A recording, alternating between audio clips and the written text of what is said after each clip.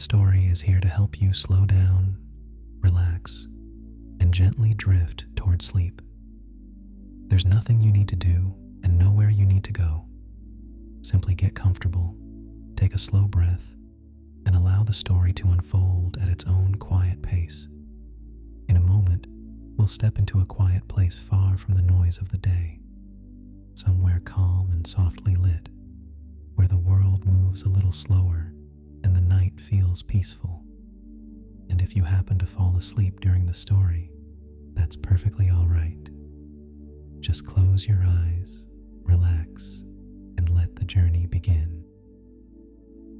The station stood at the edge of a town that had already settled into sleep.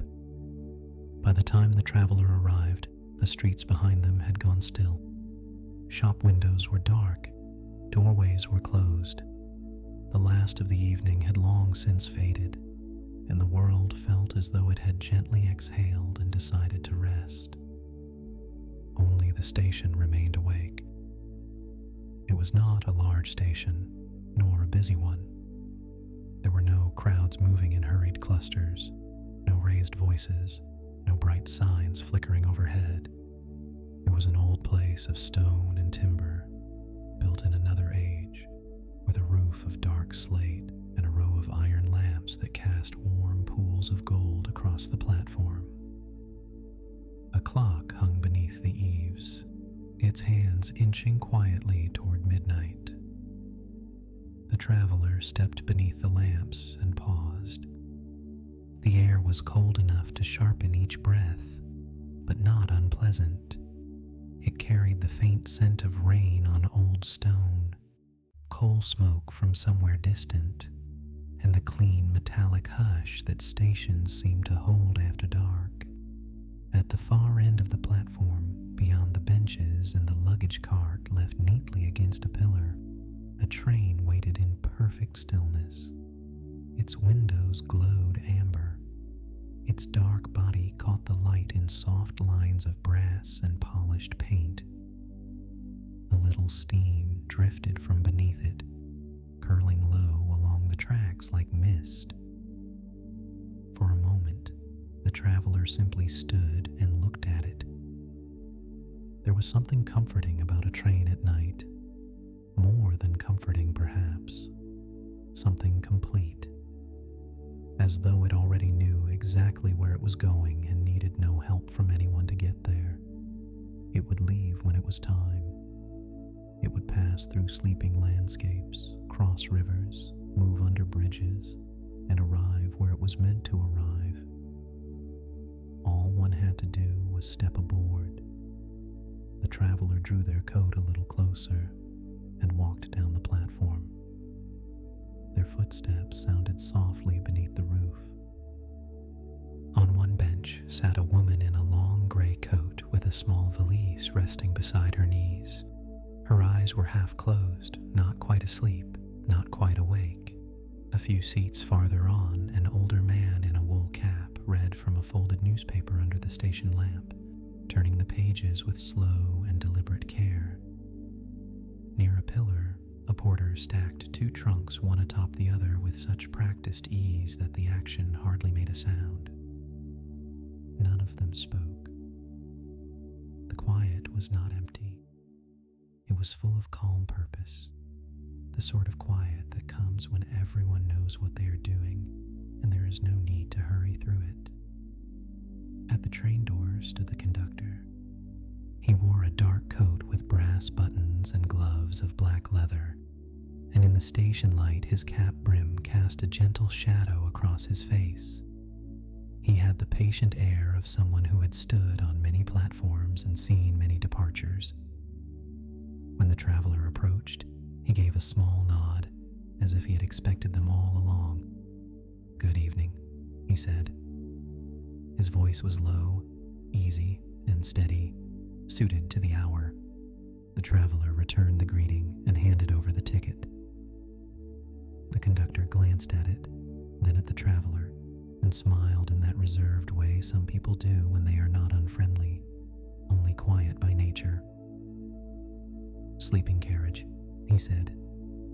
"Third car down, compartment 7. He stepped aside and held the rail.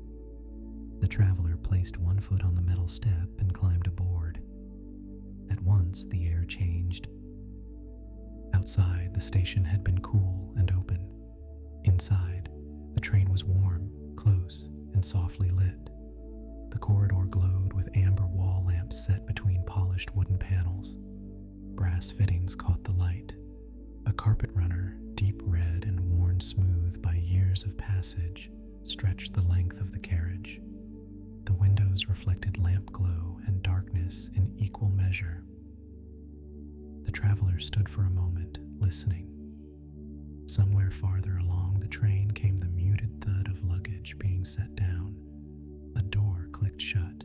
A teacup touched a saucer with a faint porcelain note. Beneath all of it, like the quiet breath of some great resting animal, the train released another slow sigh of steam. Compartment 7 was halfway down the corridor. The traveler slid open the door and stepped inside. It was small, but thoughtfully arranged. A cushioned bench beneath the window, now made up into a lower berth. A folded upper berth tucked neatly above. A narrow shelf with a small lamp, a coat hook, a water carafe in a holder that gleamed faintly in the light. And opposite the window, a little table fixed to the wall with enough room for a book, a cup, and perhaps a hand resting idly beside them. On the pillow lay a folded blanket, thick and soft. The travelers set down their bag, removed their gloves, and sat by the window. Outside, the platform still shone under the lamps. Beyond it lay darkness. The station roof cut a clean line against the night sky. Somewhere in the distance, a signal changed with a muted clank. Then the conductor's voice moved down the platform outside, not calling loudly, but carrying clearly enough. All aboard. A door farther back closed. The older man with the newspaper stepped up and disappeared into another carriage. The woman in the gray coat followed a moment later. The porter rolled the luggage cart away beneath the eaves. One by one, the platform details arranged themselves into stillness. The traveler watched a station attendant lift a lantern and give a quiet signal. There came a pause. Then, deep beneath the floor, the train gathered itself. It did not leap forward. It did not lurch impatiently. It began the way night itself seems to begin, so gently that one first notices only by degrees. A vibration moved through the compartment. A subtle pressure shifted in the seat. The window view began to glide. The station lamps drifted slowly past. The platform edge moved away. The roof beams, the clock, the bench, the porter's shadow, the old stone wall, each slipped by in measured silence until the train emerged from the station canopy and into the open night. The traveler leaned back against the cushion and watched the town recede. For a while there were still signs of it. A row of dark houses with one or two windows lit behind curtains. A narrow bridge over a canal that reflected the train's windows in broken ribbons of gold. A church tower standing pale against the sky. The faint outline of a square where a fountain slept in stone stillness. Then those two fell away, and the world opened. The train entered the fields. There, the darkness softened. Moonlight lay over the land in long silver washes. Hedges and trees moved past in hushed dark shapes.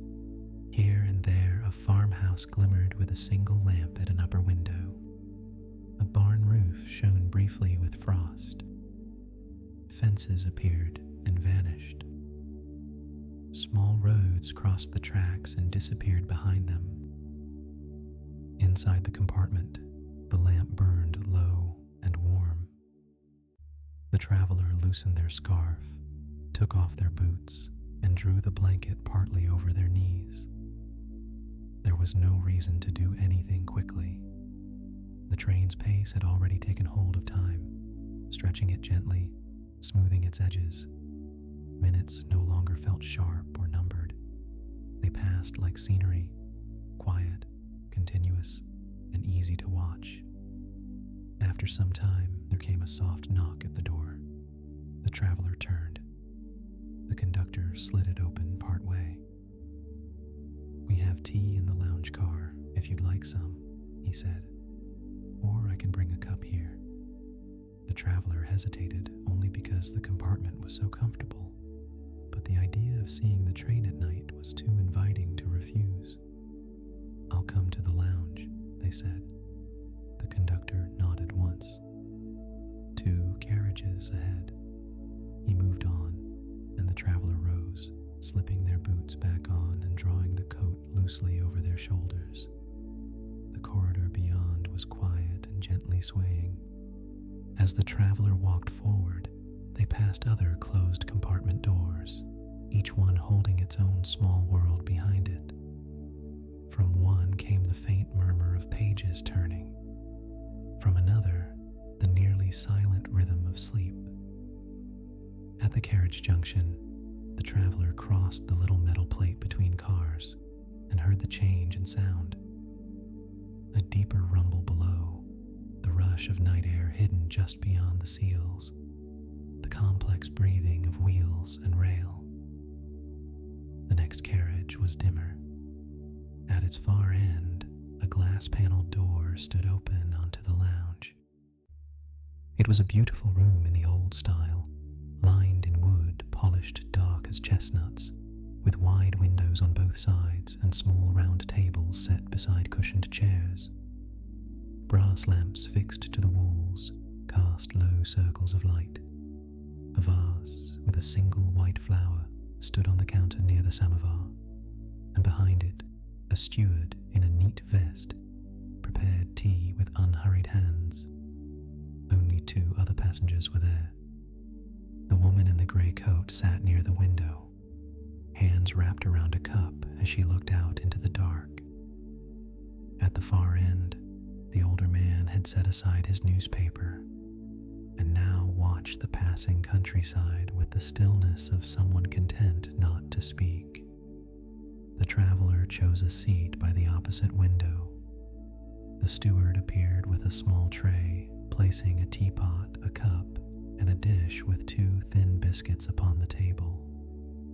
He did it so quietly, it seemed less like service and more like a continuation of the train's own calm order. "Thank you," the traveler said. The steward inclined his head and withdrew. Steam lifted from the cup in pale threads. The traveler poured the tea and wrapped both hands around it, welcoming the heat.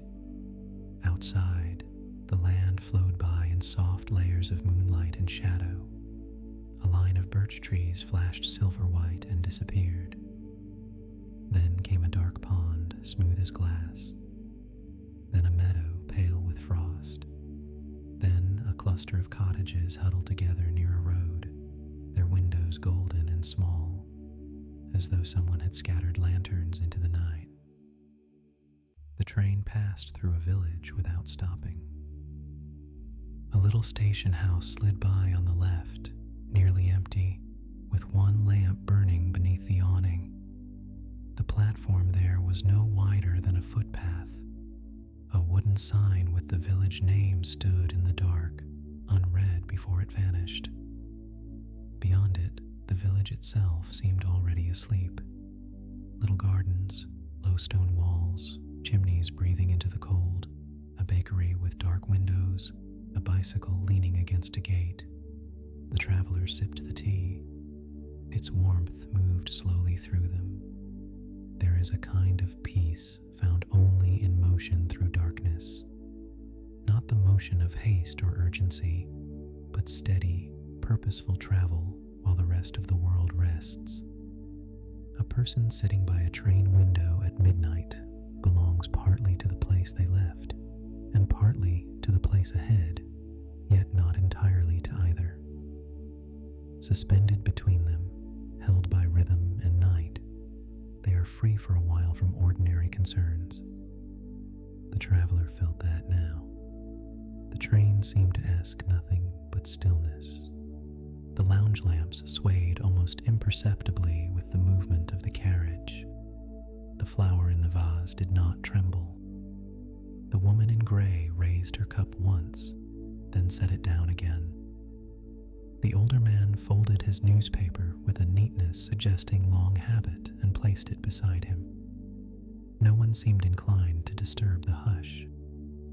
After a while, the traveler finished the tea and carried the soft warmth of it back to the compartment. By then, the night beyond the window had deepened. Clouds had drawn across part of the sky, dimming the moon. The fields remained visible, but only as broad, dreaming spaces cut occasionally by hedgerow and copse. Somewhere far off, lights moved slowly along another road.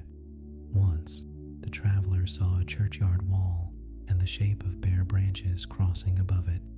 Once, a river flashed beneath the train in a sweep of dark silver. The compartment door slid shut. The traveler settled once more on the berth, pulled the blanket higher, and let the sound of the wheels fill the room. Rail sound at night is unlike any other sound. It is repetition without monotony, pattern without strain, always changing slightly, yet always returning to itself. A sequence of muted notes beneath the floor, a measured clatter softened by distance and cushioned by walls, a rhythm ancient enough to settle the mind almost at once. The traveler listened as the train crossed points near a junction, the cadence shifting briefly into a more intricate pattern before smoothing again into the long, even run. Somewhere after 1 in the morning, the train began to climb. It was not obvious at first. The traveler noticed only that the engine's pull seemed stronger now, the pace a little more deliberate. Outside, the land changed. Fields gave way to thicker woods. The occasional farmstead vanished. Hills rose as dark shoulders against the sky. Here and there among the trees, a patch of snow caught what little moonlight remained. The traveler lifted the corner of the curtain and looked out. The tracks curved. For the first time since departure, the traveler could see several of the carriages ahead, their windows strung through the darkness like a chain of small moving embers. Far before them, somewhere beyond the bend, the engine sent a plume of steam into the cold that turned pale and ghost-like beneath the night. The sight was unexpectedly beautiful. A train in daytime belongs to geography. It can be measured against hills, roads, rivers, and maps. But a train at night belongs to something else.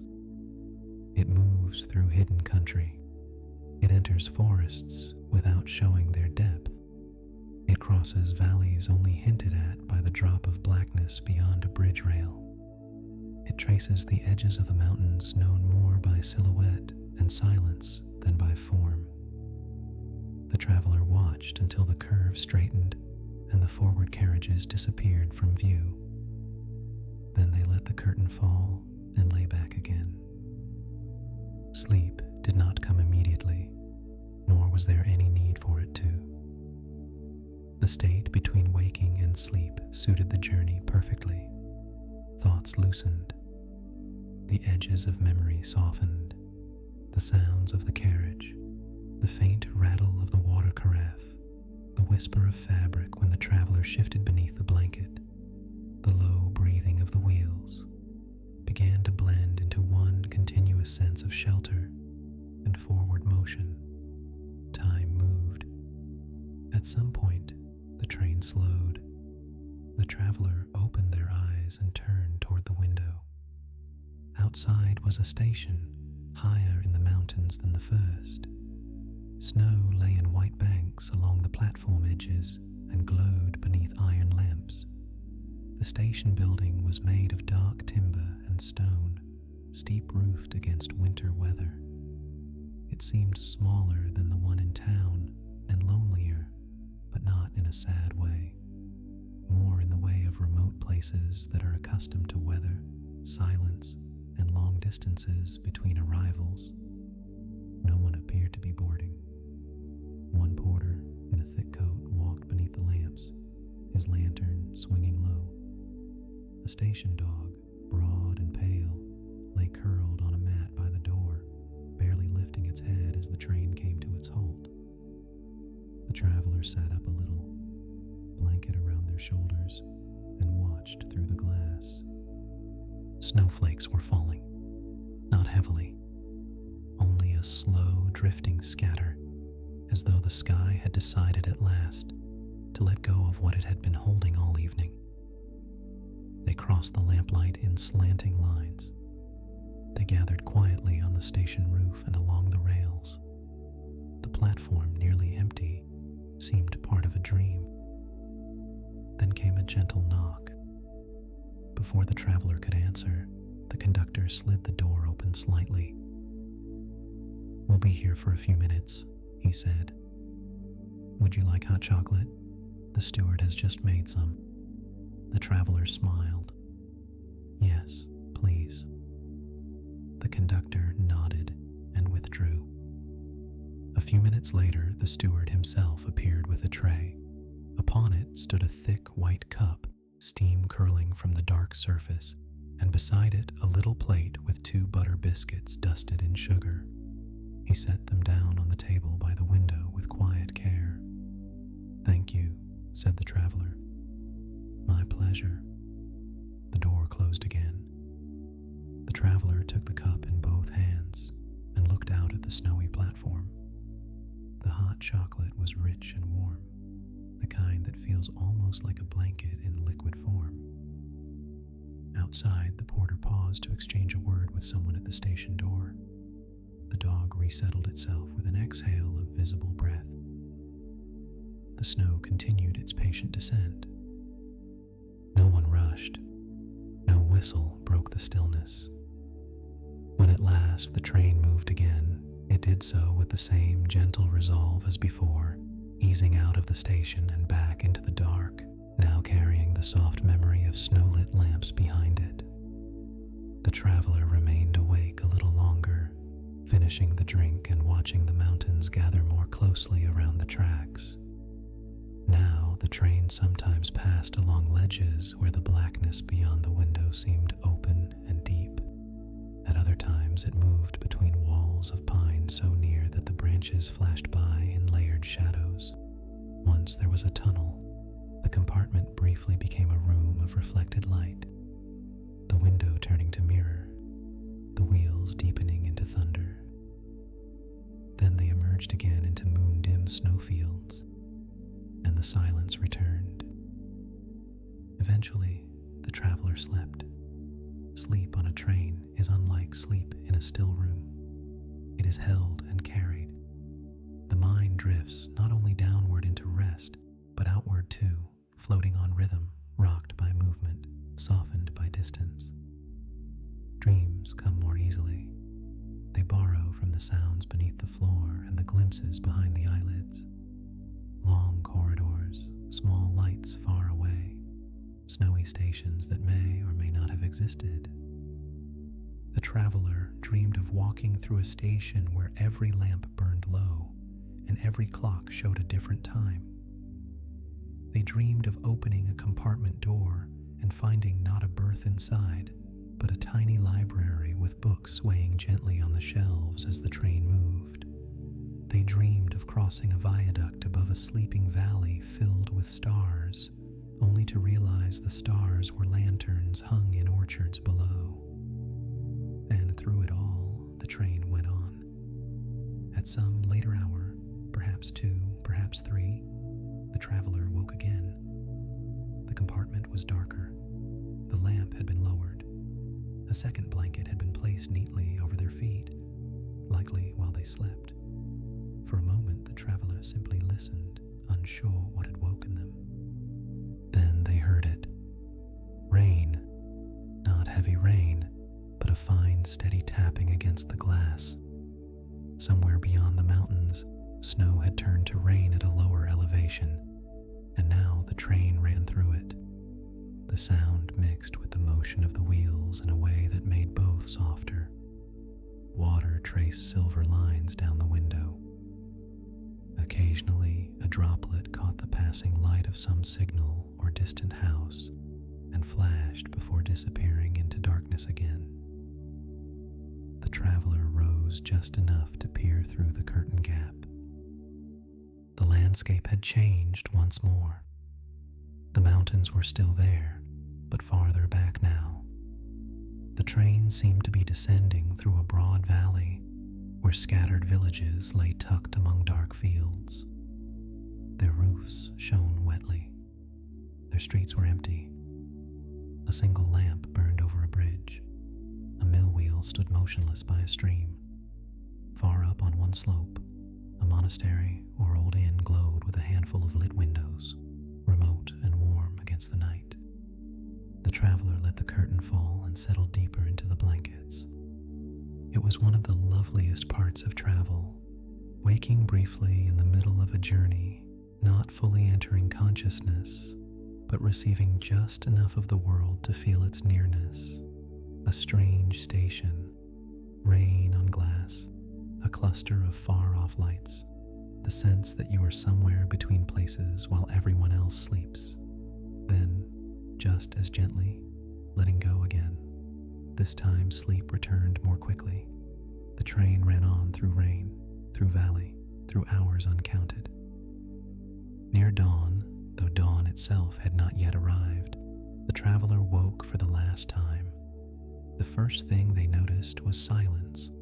Not total silence, for the train was still moving, but a softer kind of sound beneath it, as though the world outside had opened and widened. The second thing they noticed was light, not sunlight, only the faintest paling at the edge of the window, enough to separate the horizon from the sky. The traveler pushed the curtain aside. Morning had not yet begun, but night was no longer absolute. The east held a dim wash of gray-blue. The land outside lay quiet beneath it, rolling meadows silvered with frost, a river moving broad and pale, distant tree lines standing in delicate dark ranks. Mist rested low over the water and in the folds of the fields. The rain had passed. The sky was clearing. The traveler sat up slowly. Somewhere on the train, a door opened and shut. A cup clinked faintly against a saucer. The carriage heater hummed low and steady. The world seemed suspended in the hush before first light, when shapes return but color has not yet fully followed them. Then the train curved, and ahead, the traveler saw a long stone viaduct stretching over a valley. Its arches were dark against the whitening sky. The engine had already begun to cross it, the line of carriages following in a graceful sweep. Below, the valley held a river, a patchwork of fields, and a small village with smoke beginning to rise from 2 or 3 chimneys. Beyond it all, farther than before, mountains stood with snow along their upper ridges, now turning slowly from charcoal to blue. The train crossed the viaduct with measured grandeur. The traveler could almost feel the height of it, though the carriage remained steady and enclosed. The wheels made a deeper note there. The windows reflected a little of the paling sky. The valley passed beneath them in enormous quiet. When at last they reached the far side, the traveler remained at the window. The world was returning. A shepherd's hut by a stone wall, a line of poplar trees beside a road, a pond faintly pinking under the sky, a barn roof glazed with frost, a herd of cattle still and dark in a distant pasture, not yet stirred to movement. The first real bird call came thinly from somewhere near a thicket as the train passed. Then, as though answering the dawn, there was a soft knock and the conductor appeared once more. "Good morning," he said. His voice was no louder than before, but it somehow suited the morning as well as it had suited midnight. "Good morning," the traveler replied. "We'll arrive in about an hour," he said. "Breakfast is being served in the lounge if you'd like it. No hurry." No hurry. The phrase seemed made for this journey. The traveler thanked him, dressed slowly, folded back the blankets, and washed in the cool water from the basin. The compartment, which had felt like a little sheltered world of its own in the dark, now seemed touched by morning's return. The lamp was no longer needed. The brass fittings shone more clearly. The wood panels held soft, natural color. The traveler packed their things without any sense of wishing the journey over, only with the calm acceptance that one beautiful part of it was becoming another. The corridor was brighter now. A pale wash of dawn came through its windows. The train swayed gently as before, but morning gave the movement a different character. Night travel is inward, wrapped, private. Morning travel opens outward. One begins to notice landscape, direction, arrival. Yet because the traveler had been carried so softly through the night, even this return to the day felt gentle. In the lounge car, the steward had laid out breakfast: fresh bread, butter, apricot jam, strong coffee, soft boiled eggs, and a bowl of pears that glowed faintly gold in the early light. The woman in gray sat at the same table as before, now with a book open beside her plate. She gave the traveler a small, polite nod, and this time the traveler returned it with the easy recognition of fellow passengers who have shared a long, quiet night without needing words. The older man stood by the window with his coffee, looking out across the valley, as though he had been waiting for dawn all along. The traveler took a seat, and breakfast was served. Nothing extraordinary was said. No one broke the calm with needless chatter. The steward moved between tables with steady care. Cups were filled, bread was sliced, steam rose from coffee and tea. Outside, the land continued to brighten by degrees. As the traveler ate, the train passed through another village, larger than the night ones, and beginning to wake. A baker opened shutters. A cyclist in a cap rode along a road parallel to the tracks for a little while before turning away. Laundry lines hung still and pale in the yards behind cottages. A church bell rang once in the distance. Then again, the sound almost lost beneath the movement of the train. Soon after, the valley began to narrow. Pines returned, though now clearly green in the growing light. Streams ran beside the rails. Snow appeared again in drifts beneath trees and along stone culverts. The destination, wherever exactly it was, seemed to lie somewhere higher ahead. The traveler finished breakfast and lingered over the last of the coffee. The night had felt endless while in it, as all gentle nights sometimes do. But now it seemed to gather behind the traveler in quiet succession. The old station under iron lamps, the warm compartment, the tea in the lounge, the snowy mountain stop, the hot chocolate, the rain in the valley, the brief wakings, the viaduct at dawn.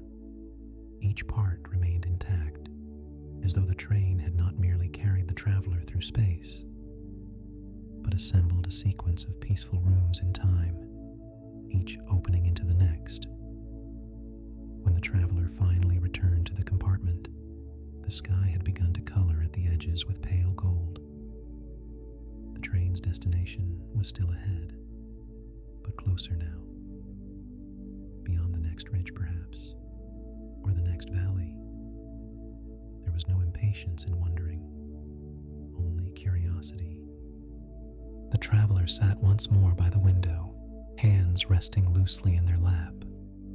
The track curved along a river. The water ran fast over stones, brightening with the morning. On the opposite bank stood a line of fir trees dusted with fresh snow. Here and there, tiny cabins appeared among them, each with a smoking chimney and stacked wood by the wall. One had a lantern still burning outside the door, forgotten in the arrival of day. Then the valley widened unexpectedly, and the traveler saw it.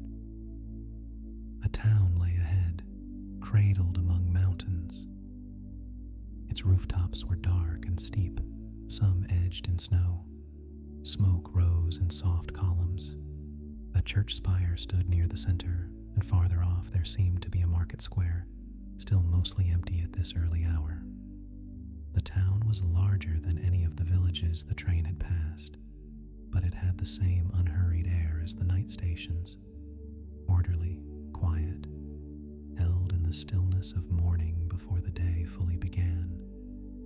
Beyond it, higher still, the mountains lifted in layered blue and white, their upper slopes catching the first clean light of sunrise. The train began to slow, not abruptly, never abruptly, just enough for the traveler to feel the easing of momentum, the shift from long-distance motion into approach. The conductor came by one last time, stopping at open doors, offering the courtesy of arrival with the same calm with which he had welcomed departure. "We'll be pulling in shortly," he said. The traveler thanked him. The town drew closer. Details sharpened. A row of warehouses near the rail yard, an inn with painted shutters, a small footbridge over the river, a cluster of pines beside a station road, a dog running across a yard and then stopping to watch the train pass. Morning sunlight touched a few upper windows, turning them briefly bright. Then the platform appeared. This station was grander than the snowy one and brighter than the midnight departure point, yet it held the same old-fashioned grace. Long awnings, stone columns, wooden benches, lamps not yet extinguished, porters in dark coats ready with carts, a station master under the clock, glancing up as the train arrived. The brakes sighed, the wheels slowed into a final measured cadence, and then, with exquisite gentleness, the train came to rest. For a moment, no one moved. The traveler remained seated, looking out at the platform, feeling the strange fullness that comes at the end of a beautiful journey. Not sorrow exactly, not reluctance, only that tender awareness that something complete has just happened, and that one must rise from it carefully so as not to disturb the feeling too quickly. At last the traveler stood. The bag was lifted down. The coat was buttoned. The compartment, now empty again, seemed smaller than it had during the night, yet dearer too. The traveler placed one hand briefly on the door frame before stepping into the corridor, as though thanking the little room for its shelter. Passengers began to disembark. The woman in gray stood on the platform with her valise, her face turned toward the mountains, as if locating some familiar peak. The older man accepted his case from a porter and tucked the folded newspaper beneath his arm. The steward, visible through the lounge window, collected cups in calm stacks. Somewhere near the front, steam rose in white plumes against the morning. The traveler descended to the platform. The air was colder here, bright and clean. It smelled of pine, stone, and the faint coal warmth of the train itself. Above the station roof, the mountains stood clear in the sunrise. Their snowfields had turned pale gold. The sky behind them was wide and flawless. The conductor stood by the carriage door as before. He gave the traveler a small nod. "I hope you had a pleasant journey." The traveler looked back at the glowing windows, the polished brass, the quiet line of carriages that had carried them through the whole long night. "I did," they said. "Very much." The conductor's expression softened almost imperceptibly, as though he had heard those words many times and still found them worth receiving. "Good," he said. "Then the train has done its work." The traveler smiled, adjusted their bag, and turned toward the station exit. Beyond it, the town waited in early morning calm, streets not yet crowded, bakery windows beginning to glow, a river crossing beneath a small stone bridge, perhaps an inn nearby with breakfast fires lit, perhaps mountain paths beyond the square, perhaps a market later, and bells at noon, and snow higher up if one walked far enough. All of that belonged to the day ahead. But for one lingering moment, standing beneath the station awning with the night journey still warm in memory, the traveler looked back. Steam drifted in the sunlight. A porter wheeled a cart along the platform. The station clock marked the hour.